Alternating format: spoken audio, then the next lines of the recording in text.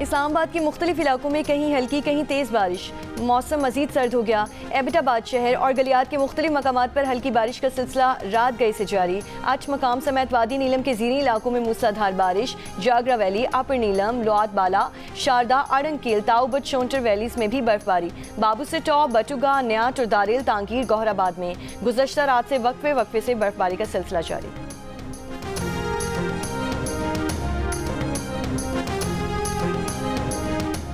पंजाब और केपी के मुख्तलिफ हिस्सों में आज भी धुंध के डेरे। मोटरवेज और कौमी शाहराहों पर ट्रैफिक मुतासिर। हद निगाह कम रह जाने पर लाहौर सियालकोट M11 पर ट्रैफिक मुअत्तल। M2 ठोकर न्याज़बिग से चक्री तक बंद। M3 फैजपुर से दरखाना, M4 पिंडी भटियां से शेर शाह तक बंद। हद निगाह बेहतर होने पर M5 को खोल दिया गया।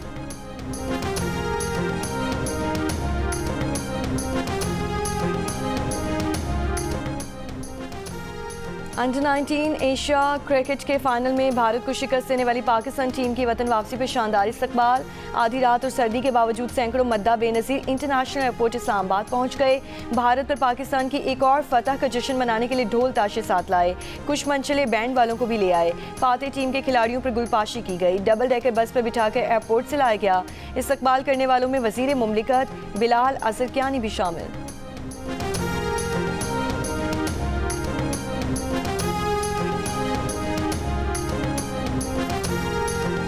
सिक्योरिटी फोर्सेस की खैबर पख्तूनख्वा में 2 अलग अलग कार्रवाइयाँ। भारतीय प्रॉक्सी फितने खवारिज के 9 दहशतगर्द हलाक। ISPR के मुताबिक सिक्योरिटी फोर्सेस ने डेरा इस्माइल खान में इंटेलिजेंस बेस्ड ऑपरेशन किया। शदीद फायरिंग के तबादले के बाद 4 खवारिज को हलाक किया गया। एक और इंटेलिजेंस बेस्ड ऑपरेशन जिला बनू में किया गया।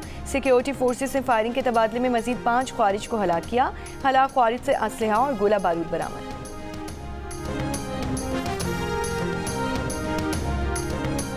तफ्तान में तोजगी के मकाम पर ऑयल टैंकर और गाड़ी की टक्कर। 9 अफराद हलाक, 10 जख्मी।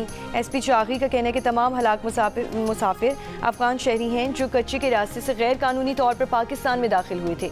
हादसे में हलाक अफराद को कानूनी कार्रवाई के बाद अफगान हुक्काम के हवाले किया जाएगा। क्या कह रहा है पाकिस्तान? TTP और पाकिस्तान में से किसी एक को आप चूज कर लें, एक को ले लें। हमारे पाकिस्तानी जो बच्चे हैं उनका खून जो है अफगानिस्तान के हाथों नहीं बहाया जा रहा। आज जो है वो TTP की तश्कीलें जो आती हैं उसमें से 70% अफगानी होते हैं। ये पाकिस्तान की कुर्बानियों का सिला आपको दिया जा रहा है। किसी भी इस्लामी रियासत के अंदर रियासत के अलावा कोई जिहाद का हुक्म नहीं दे सकता। अतीउल्लाह व अतीउर रसूल व उलुल अम्रि मिनकुम। उलुल अम्र की मर्जी के बगैर, हुक्म के बगैर कोई जिहाद का जो है फतवा नहीं दे सकता। Chief of defence forces field marshal Asim Munir ने कहा है कि अफगानिस्तान को फितने खवारिश और पाकिस्तान में से किसी एक का इंतखाब करना होगा। अफगान तालिबान की पुष्पनाही से दहशतगर्दी के जरिए पाकिस्तान के मासूम शहरियों और बच्चों को निशाना बनाया जा रहा है। फितने खवारिज की जो तश्कीलें अफगानिस्तान से आती हैं उनमें 70% अफगान शामिल हैं। 10 दिसंबर को उलमा मुशाइख कन्वेंशन से खिताब में फील्ड मार्शल का कहना था कि किसी भी इस्लामी रियासत में रियासत के अलावा कोई जिहाद का हुक्म और फतवा नहीं दे सकता। ऑपरेशन बुनियानुम मरसूस में अल्लाह की मदद आते हुए देखी और महसूस भी की। अल्लाह ताला ने इस्लामी ममालिक में से मुहाफ़िज़ीन हरमैन का शर्फ पाकिस्तान को अता किया। रियासत तैयबा और रियासत पाकिस्तान का आपस में गहरा ताल्लुक और ममासलत है।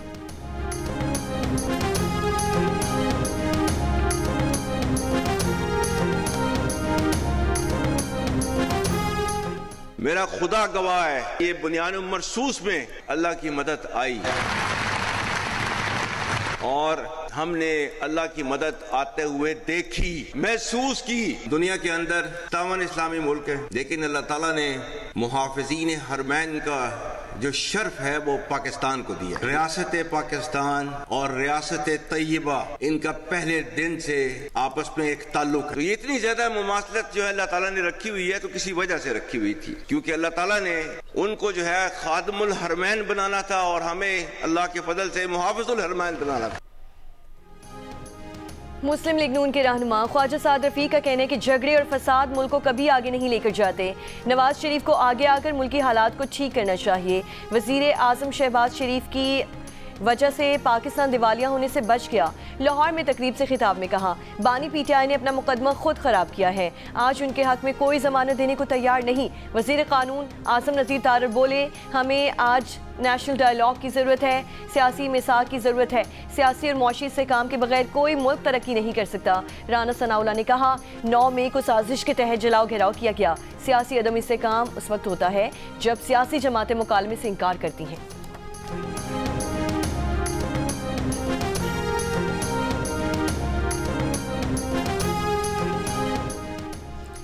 अपोजिशन मुज़ाकरात के लिए तैयार है। तहरीके तहफ़्फ़ुज़ आईन पाकिस्तान की 2 रोज़ा कौमी मुशावरती कॉन्फ्रेंस का मुश्तरका एलामिया जारी।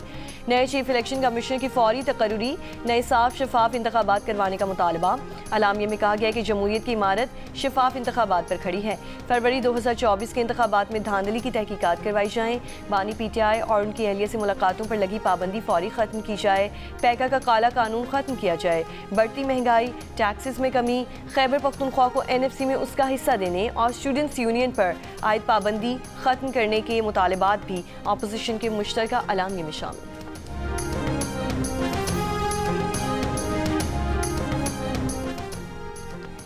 चेयरमैन PTI बैरिस्टर गौहर ने कहा है कि मुल्क और फौज हमारी है, हम पहले भी साथ रहे, आइंदा भी साथ रहेंगे। गौहर के हम ख्याल सियासी जमातों को आपस में मिलाने के लिए कमेटी बनाने की तजवीज़। बोले, हाथ मिलाओ ताकि रास्ता बने, बात करो ताकि बात से बात बने। मुल्की हालात तकाजा कर रहे हैं कि जामे मुज़ाकरात किए जाएँ। वज़ीर आला KP सुहेल आफरीदी का कहना है कि एक सूबे को तमाम वसाइल दिए जा रहे हैं, हमारे सूबे को उसका हक नहीं दिया जा रहा। IMF की करप्शन रिपोर्ट पर कोई बात नहीं की जा रही। वफाक के ऊपर वाजिबुल अदा हमारे पैसे सूबे को मिलने चाहिए। PTI रहनुमा असद कैसर ने कहा, मुल्क में जमहूरियत का जनाजा निकाल दिया गया, अपोजिशन के लोग पंजाब में रिहाइश नहीं रख सकते। शाहिद खाकान अब्बासी ने कहा, आइन पर अमल किए बगैर मुल्क आगे नहीं जा सकता, मौशी से काम के बगैर ग्रोथ नहीं होगी, हमें आइन की बहाली की जिद्दोजहद करनी चाहिए।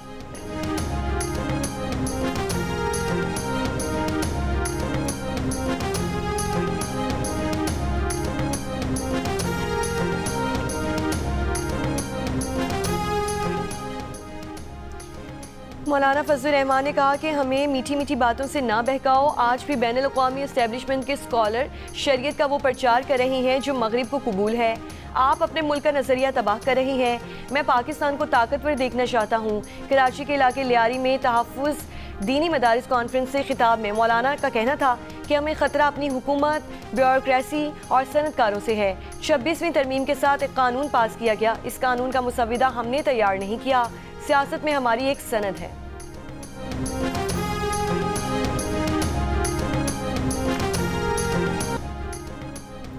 वज़ीर ख़ारजा इस्हाक़ डार का तुर्क वज़ीर ख़ारजा से टेलीफोनिक रब्ता। फ़लस्तीन और गज़ा की ताज़ा सूरत हाल समेत बाहमी दिलचस्पी के उमूर पर बातचीत।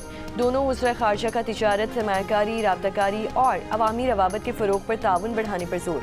इस्हाक़ डार की ईरानी वज़ीर ख़ारजा सैयद अब्बास अराग़ची से गुफ्तगू में इलाक़ाई अमन और तरक्की के लिए करीबी ताउन जारी रखने पर इत्तफ़ाक़।